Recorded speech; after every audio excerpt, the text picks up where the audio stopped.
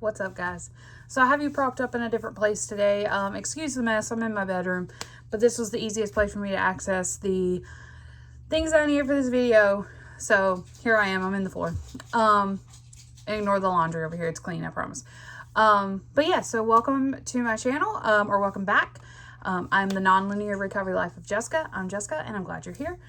So today I'm going to talk about books. I feel like I don't talk about books enough, and that's pretty much my life. I mean, there's a bookshelf right there. There's a bookshelf over there. There's bookshelves all in the house. But I feel like I don't talk about books enough, and I'd like to talk about two particular series that really, hold a special place in my heart, that have hit me at the correct times in my life, because I think books sometimes come into your life at a specific time, and they hit you at a specific time, and sometimes they sit on your shelves for weeks and months, and then sometimes they hit you right when you need it. So that's what I'm here to talk about today. So let me give just a little bit of a background about where this started, and then I'll kind of lead into how this relates to me right now. So last summer, when I got out of school, I started reading a series by J Maas. And if you're not familiar with who J Maas is, you may recognize this book right here. It is the Court of Thorns and Roses series, or the ACOTAR series, if you're anywhere on Book Talk, and if you're watching this, you probably are familiar with at least this series. J Maas is an author that blew up very quickly, with her 3 series that she has, and they're all gradually starting to intertwine with each other. So that's a big thing about why her series is so popular. So I started reading this book, and then I very quickly fell in love with the series. And then I continued, and that entire summer I read all of the series. So I read A Court of Mist and Fury, A Court of Wings and Ruin, A Court of Frost and Starlight, and then finally, since it was already out, I managed to get A Court of Silver Flames, which follows the main character in this series, Feyre. It follows her sister, Nesta. So this series, I've had series that I like, okay? Let me just specify that. I have had series that I absolutely adore and that hold a special place and that I love and I will recommend over and over and over. I recommend the Stalking Jack the Ripper series continuously to my friends. And I'm like, hey, you need to read this. A Series of Unfortunate Events series that I read once I became an adult and actually finished the series. I love it. Junie B. Jones, love it. Twilight series, I love it, except for Midnight Sun. We don't talk about that.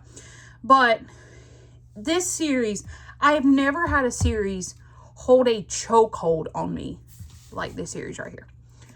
I literally thought about this series every single day for months and months and months. I mean, I love it. I can't even begin to explain how much I love it. I constantly think about this series. Like, the chokehold, y'all. This author has a chokehold on me. So a couple months after that, my friend Sarah had been on me about reading the Throne of Glass series by the same author. But y'all, it's an 8-book series. Okay, 8 books. Now, yes, you're saying, Jessica, this one's 5. You're right. But 8 books was a lot of commitment for me because I don't mind a series, but I'm also get very tired of a series quickly. I like to read a series when it's completely finished, which Throne of Glass was, but I also am a mood reader. So after a while, I can kind of get sucked, just overwhelmed and burnt out of a series. So I like standalones or I like shorter series. So an 8-book series for me was intimidating. So she kept trying her best to get me to read the series, okay? So finally, I bought the paperback edition of the first book in Throne of Glass. And it looks like this. Now, notice this one's hardcover. We'll get there in a second. So I bought the paperback of Throne of Glass. I'm not a person who typically buys the series until I've started reading it to know if I'm going to like it. And it sat on my TBR cart for months. Okay, it sat there. And she would ask me all the time, when are you going to start Throne of Glass? When are you going to start Throne of Glass? And I just wasn't in the place to start the series yet because I knew it would be a commitment. So what I loved most about ACOTAR is that the characters were good. They were strong. ACOTAR became smutty, but it made sense. It wasn't just mindless smut until you get to Silver Flames, which is like very adult. So just be warned. But it's still good. It's just, I could take it or leave it because Nesta was my favorite character, but that's beside the point. So, as I said, chokehold. The series had chokehold on me, y'all. I thought about this series all the time. Finally, in June of this year, I was forced to resign from my job. As most of you know, you've watched my video by now. And sorry, my mom just texted me. Anyway, I'll get back to her in a second. So finally, I was forced to resign from my job. I was going through a rough time. I said, you know what? I don't even know what I'm going to do. I'm going to take the summer, maybe apply for some jobs, try to get my mental health okay, because obviously I was not having a good time. And I said, fine, I'm going to start the series. Now, I will tell you that there are certain different ways to read this series. Some people will start with this one, which is Assassin's Blade. Some people will start with Throne of Glass. If you go the way I did it, which started with Throne of Glass, that's the romantic way to read it. In my opinion, that's the best way. Some people disagree. There's a big debate about it. But really, it's whatever you want to do. Now, if you do start with this one, it spoils the ending of this one. But you kind of get more background on your main character after you've kind of started knowing her. This one, you would jump in blind. So it's kind of however you would like to do. Anyway, off topic. So, June comes around, I start reading this book. And I'm like, okay, it's decent. It's pretty good. It's pretty good. I'll give it that. But I'm like, am I really going to want to read this whole series? So then, I continue on and my friends tell me, like, keep going, keep going. So, I got Crown of Midnight. I ordered it on Macari. I got a hardback version. And at this point, I wanted to buy them with the original covers. These are the original covers. Just like these are the original covers. These covers, ACOTAR and Throne of Glass, have been remade. I don't care for the new covers of ACOTAR. They're fine, but I really like the old covers and I did manage to get them. Same with Throne of Glass. They're not my favorite. So, as I was getting this one and I was reading this one, I saw on a book Facebook group that I follow, that they had Amazon had the original hardback set for $100.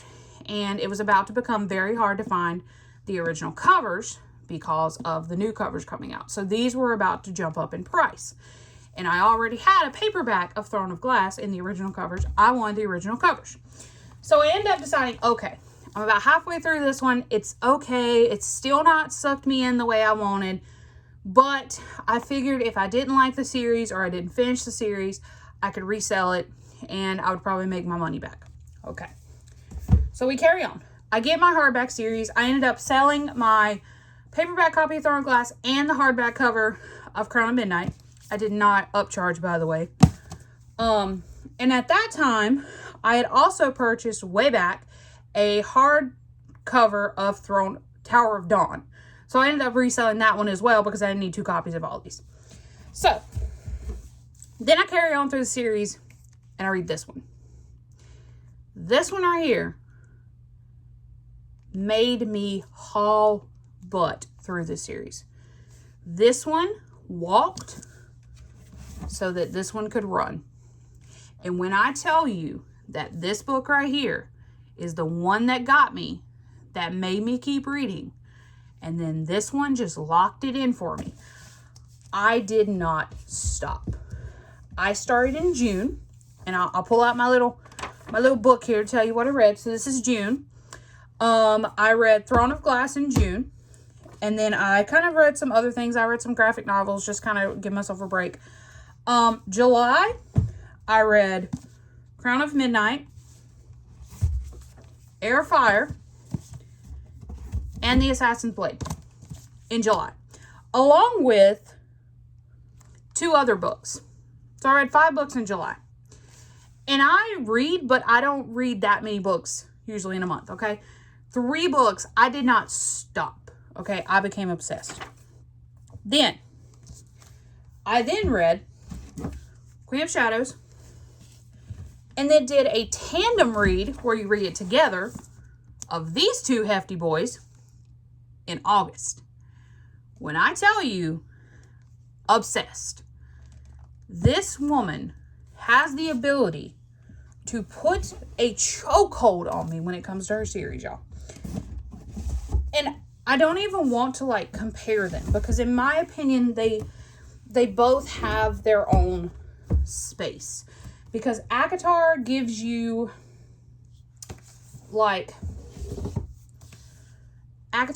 more smutty and spicy stuff, but it's necessary spice. But then Throne of Glass gives you a series where you grow with the characters, and there's such good character development throughout it that it's a whole different world. Like, I can't even explain it to you. And I almost spoil it for you. But then in September, I officially finished the series by reading Kingdom of Ash, which is 980 pages, y'all. Read that sucker. I didn't stop. I could not stop, y'all. I was obsessed. Like, this author has the ability to put a chokehold on you. Like, I still am recovering from the chokehold of ACOTAR, and now I have another chokehold. Okay? If you are hesitant about reading her work, please do. Please do. And I tell you, like, I'm obsessed. Okay? This series will give you great characters and great environment and also spice because it becomes very spicy in this one. But this one doesn't become spicy until, I think, Queen of Shadows. And it's this one is built up. Like, it's not that this one isn't, but this one you grow so much with these characters, and I think it hit me I think I read them at the right time. Like, it was a thing that, like, I didn't need to read them until I did. And the main character is working through trauma throughout this series and is learning who she is and reforming who she is and becoming a different person.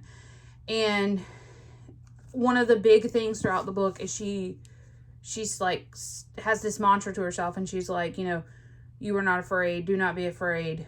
And then also you do not yield. And that's something that she says over and over and over throughout everything that she's been through. She's like, you are not afraid, do not be afraid, you do not yield. And it was almost like this just hit me at the right time because I was going through my own issues and my own, like, mental things, you know, and I was sad and I was angry and I was hurt, and I felt her. Like, I related to her so much more than I probably would have any other time. I don't feel like this series would have related to me, or I would have liked it nearly as much as if I would have read it when I did. Because if I would have read it earlier, I may not have related to her as well. It may not have stuck with me as well. But sometimes I feel like books just come to you at the right time. And, like, this series is amazing.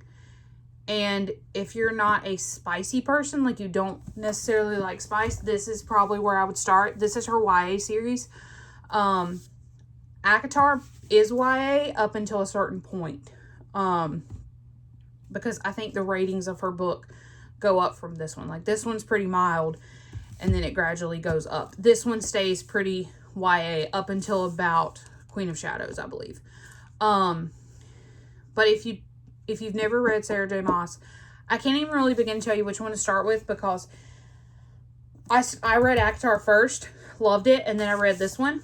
And there's also a third series out, which is called Crescent City. The third one's coming out in January, I believe. And I haven't read that one yet. But I also, like I said, like to read when the series is finished. However, ACOTAR isn't finished. She's working on that too.